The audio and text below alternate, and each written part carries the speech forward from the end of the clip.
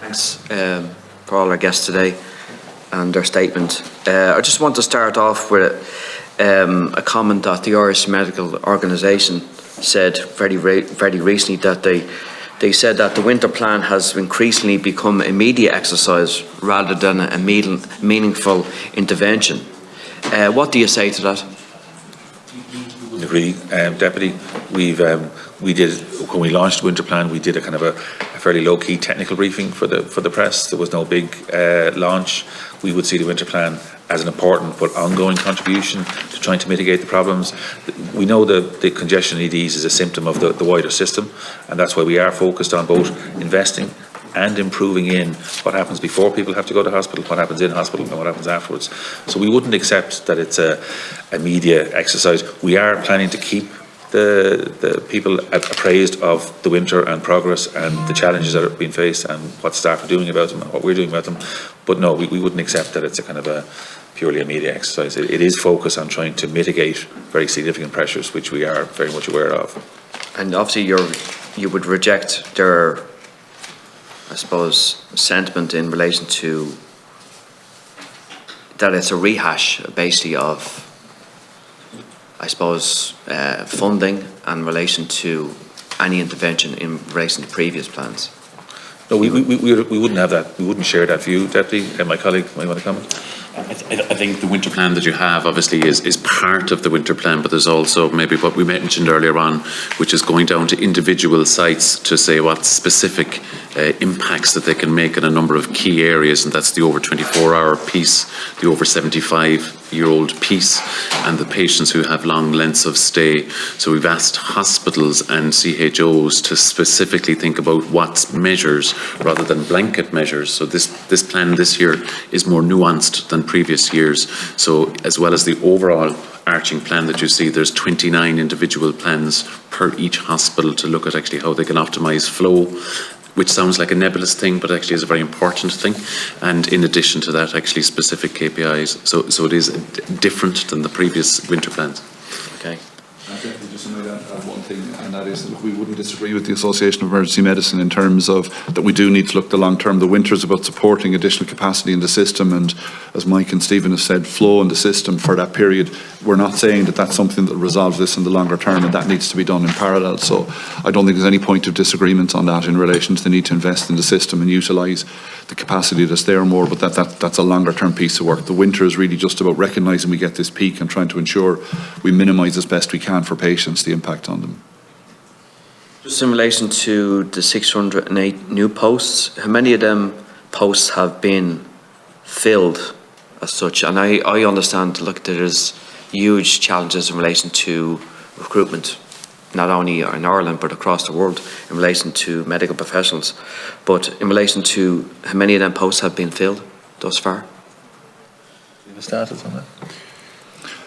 What I would say, Deputy, there is those numbers really, the approval of the plan is only, whatever number of X weeks ago, short period ago, so we haven't started to collate that yet. So the sites would have been aware that these were coming and trying to recruit them in. So we'll be collating that, I suppose, on a monthly basis through the winter. Some are targeted in the first half of the winter, Q4 this year.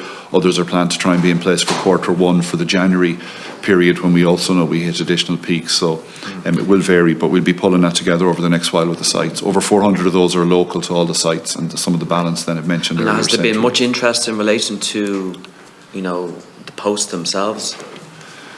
I think it varied. We talked about the emergency department consultant posts and the fact that we've had good interest from a locum perspective for the winter, which is positive, because if we just look for locum on its own and we hadn't a permanent post for someone, that's not going to be attractive for someone to come back in terms of a career. For some of the other posts, there will be challenges, as we know, in terms of certain nursing posts and also some of the therapy posts. But the sites would have been asked to look and try and make sure that they had a good chance of filling these posts as part of the winter submission, and Mike may want to talk to that. So we'd be positive in terms of the total. You will never get all of those posts, just to be clear. I mean, that's, there are going to be challenges there that you've referred to. Yeah. But we would have asked the sites to try and go with posts that they feel they have the best chance of filling this winter, either as I say in Q4 or Q1. I don't know, Mike, you might want to. Thanks, Damien. I think that doability piece was very important, actually, when we were getting down to each individual site to say, look, actually, what are the points of hurt, or what will make a difference?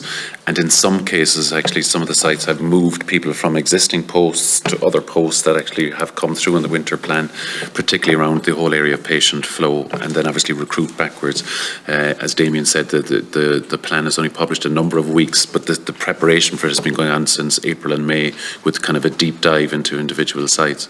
Just in relation to recruitment, and as I said from the outset, there's huge challenges out there.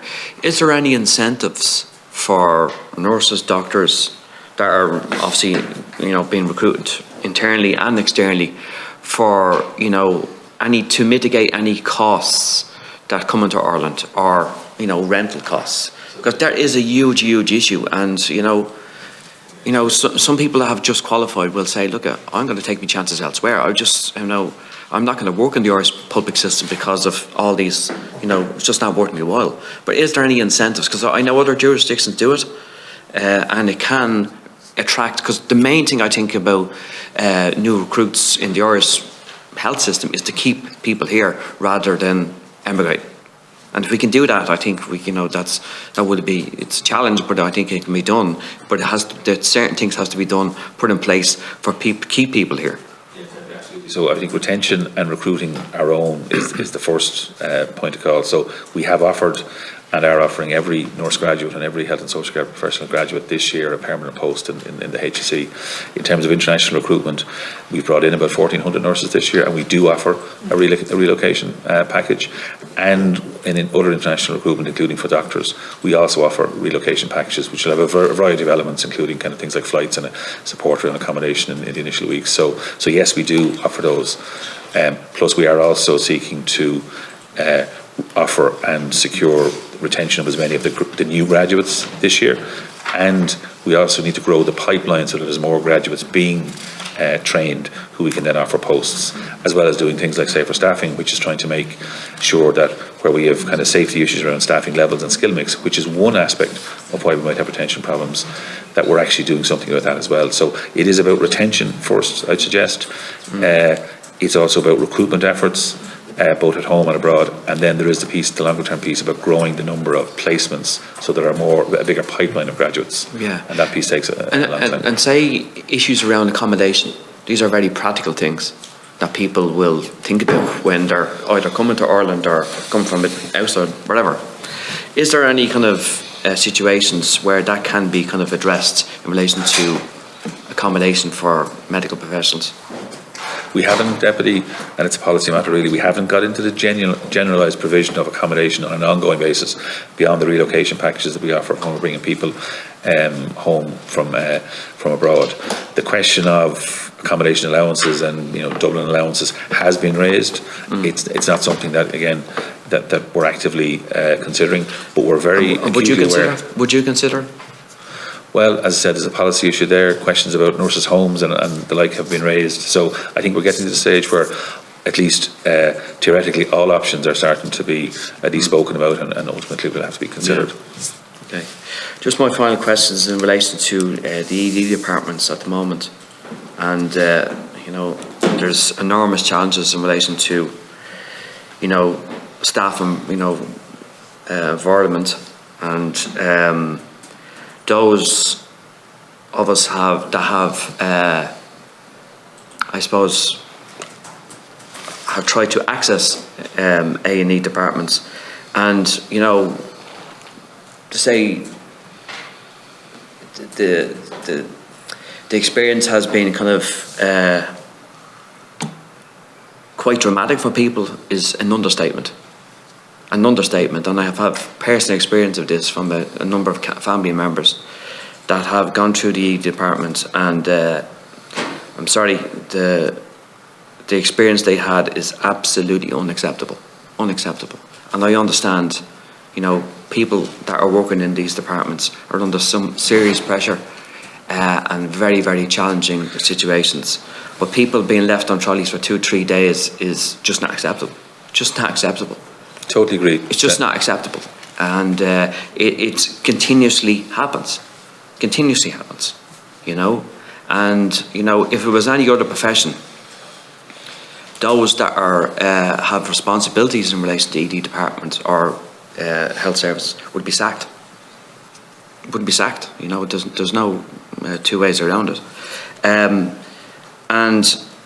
27,000 people, patients that have gone to access emergency departments across the state for the first 3 months of this year have basically left without being treated. Again, that's just not acceptable.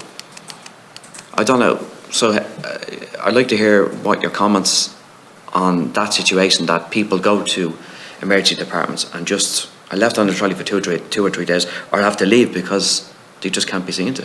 So Deputy, both of those situations are entirely unacceptable. We completely acknowledge that. It's not what we want, it's not what the staff in those emergency departments or any of the staff in the health service want. So we absolutely accept. We are concerned about people who leave without treatment, and also particularly concerned about people whose admission is delayed, particularly those who are over 75. And we're also very clear, it's not a problem that can be fixed largely inside the emergency departments. It's a problem it's a symptom of the wider system. So that's why, as I said, we are looking to do as much as we can before people have to consider going to hospital, so that there's admission avoidance opportunities. We are investing heavily in the community in terms of chronic disease and older persons care, so that as much as possible we can delay people having to go to emergency, or give them a different route to be admitted, which is quicker than, if they have to be admitted, than going through emergency department, particularly for the over 75s and the vulnerable adults. We're also focused on trying to improve the capacity in hospitals, but also the use of that capacity. You know, investment is part of the solution, making sure that at all stages staff are supported to make the processes as efficient as possible. In other words, so that we're moving people towards discharge. Why That's does really it important. continuously happen? It happens every single year. And It does, Deputy. It is an intractable problem, and I'm not just saying this because it suits, but it's a problem across many jurisdictions. It's not a problem that's unique to Ireland. That doesn't mean that we're not trying to improve it. We are. And the longer term solutions are about the size and shape of the health service, and about having, yes, more investment in hospitals, but particularly strengthening our community care services. And that's what Sláintecare is about, and that is a longer term job. The job today is to improve it as much as we can with what we have available to us today, and help the staff to do that, because they absolutely do want to do so.